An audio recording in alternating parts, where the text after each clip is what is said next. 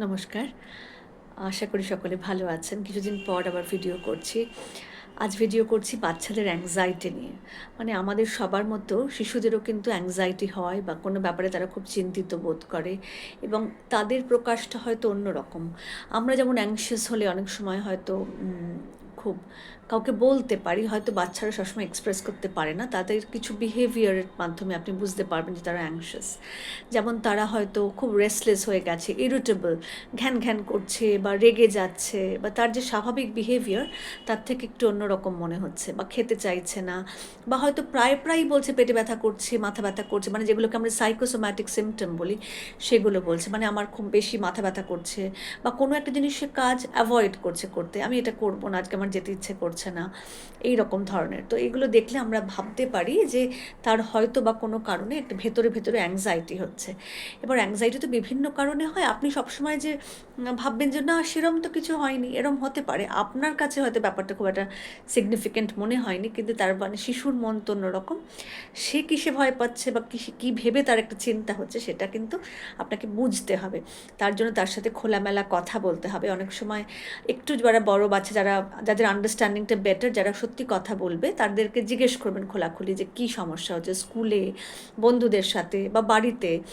যদি কেউ বাড়িতে রেগুলার কোনো ভায়োলেন্স দেখে বা কোনো ডোমেস্টিক পরিবেশে যদি কোনো অশান্তি দেখে, তার কিন্তু ভেতরে খুব অ্যাংজাইটি হয়। মায়ের সাথে ঠাকুমার অশান্তি, মায়ের সাথে বাবার অশান্তি বা এমনকি কাজের দিদিদের সাথে যদি অশান্তি চলে, তারাও কিন্তু খুব অ্যাংশিয়াস ফিল করে। সিমিলারলি স্কুলে যদি সে কনস্ট্যান্টলি ধরুন দেখছেন বুলিড হয় বা টিচার বকেন বা কোনো রাগী টিচার যে সবসময় একটু ক্রিটিসাইজ করেন, তাদের ক্লাসের আগেই সে অ্যাংশিয়াস ফিল করবে। তো এরম তো বিভিন্ন অ্যাংজাইটির পরিস্থিতি আমাদের জীবনে আসবেই। সেটাকে আমরা কী করে ফেস করব এবং প্রবলেম সলভিং করব, সেটাই আমাদের বাচ্চাদের শেখাতে হবে। তা যদি মাঝে মাঝে অ্যাংশিয়াস আমরা সবাই হই, বাচ্চারাও হতে পারে, সেটা নিয়ে খুব চিন্তার কিছু নেই। কথা বলে তার সমস্যার সমাধান করতে হবে।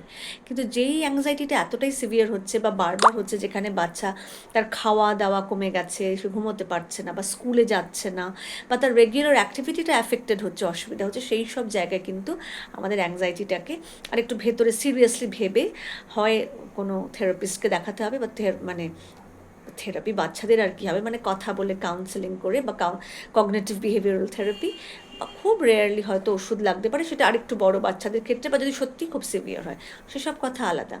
আমরা কি করতে পারি, আমরা নিজেরা তাদের সাথে অনেকটা সময় দিই, তাদের পরিবেশটাকে কিন্তু সুন্দর করতে পারি, জয়ফুল করতে পারি, 1 নম্বর। দ্বিতীয়ত হচ্ছে রুটিন, একটা খুব সুন্দর রুটিন যদি থাকে বাচ্চার, মানে সে জানে এরপরে আমি এটা করব, তারপরে সেটা করব, আমার একটা জানা আছে, ছন্দে যদি জীবনটা চলে, তাহলে কিন্তু অনেক সময় আমরা অ্যাংজাইটি থেকে বেরিয়ে আসতে পারি। কিন্তু ধরুন আমি জানি না, ছন্নছাড়া, আমি জানি না এরপরে আমি কি পড়বো, মা কখন আসবে জানি না, বাবা কখন ফিরবেন আমি জানি না, বাড়িতে আমি একা আছি দিদির কাছে, কাজের দিদিদের কাছে, যারা আমার কেয়ার গিভার, তখনই তার অ্যাংজাইটি কিন্তু বেড়ে যাবে। সুতরাং আমার বক্তব্য, তার যেন একটা রুটিন থাকে, সে কী এরপরে কী করবে সে যেন জানে। এইভাবে একটা স্ট্রাকচার্ড এনভায়রনমেন্ট থাকলে অনেক সময় অ্যাংজাইটি বা যে কোনো পরিস্থিতি কিন্তু মোকাবিলা করতে অনেক সুবিধে হয়। তৃতীয়ত হচ্ছে এই যে ডিভাইস, স্ক্রিন টাইম, এটা কিন্তু ভীষণ, আমরা এত আজকাল ইন্টারনেট বা এত রকমের খারাপ খবর, এত ভায়োলেন্স, এত নেগেটিভ জিনিস আমরা দেখি পরিবেশে, সেগুলো কিন্তু আমাদের কোথাও অবচেতনে এফেক্ট করে। সুতরাং সেটার থেকে তাকে কী করে দূরে রাখা যায় সেটাও কিন্তু খুব জরুরি। মা বাবা বা সবাই যখন কথা বলছি আমরা বাড়িতে, আমরা খুব ভেবে একটু কথা বলবো। বাচ্চা অনেক সময় দূর থেকে ঠিক কথাগুলো শোনে এবং সেগুলো নিয়ে ভাবে। হয়তো আপনারা কোনো একজন বড় মানুষের অসুস্থতা নিয়ে কথা বলছেন, সে কিন্তু সেই ওয়ার্ডটা শুনে নিয়েছে ক্যান্সার, এবং সে মনে মনে ভাবছে এটা আমার হবে না তো, এরকম বাচ্চারা আমাদের কাছে আসে, তাই আমি এই উদাহরণটা দিলাম।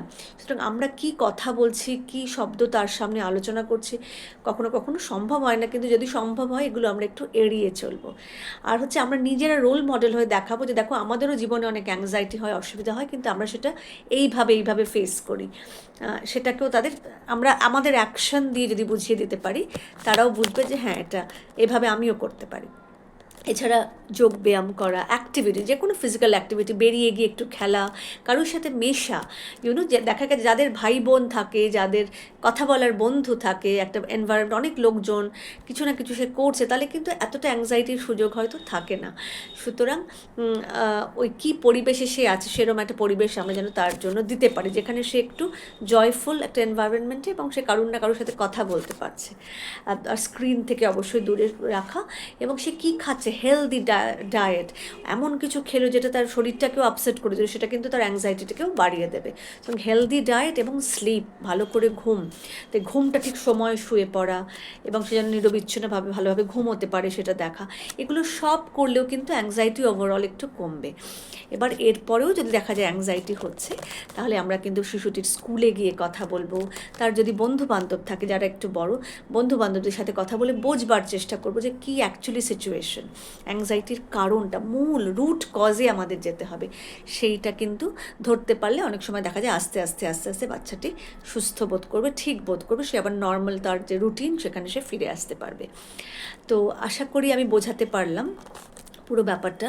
আপনারা দেখুন আপনার আশেপাশে যারা বাচ্চারা আছেন তারা অ্যাংশাস ফিল করছে কিনা। এখন কিন্তু আমাদের তুলনায় আমাদের বাচ্চারা অনেক বেশি অনেক কিছুতে এক্সপোজ, তাই তাদের অ্যাংজাইটি লেভেল, স্ট্রেস লেভেলও কিন্তু অ্যাকচুয়ালি বেশি। আমরা একটু যদি নিজেরা সচেতন হই তাহলে আমরাও কিন্তু তাদের সাহায্য করতে পারবো সময় মতো। ভালো থাকবেন। কোনো প্রশ্ন বা মন্তব্য থাকলে দয়া করে জানাবেন। ধন্যবাদ।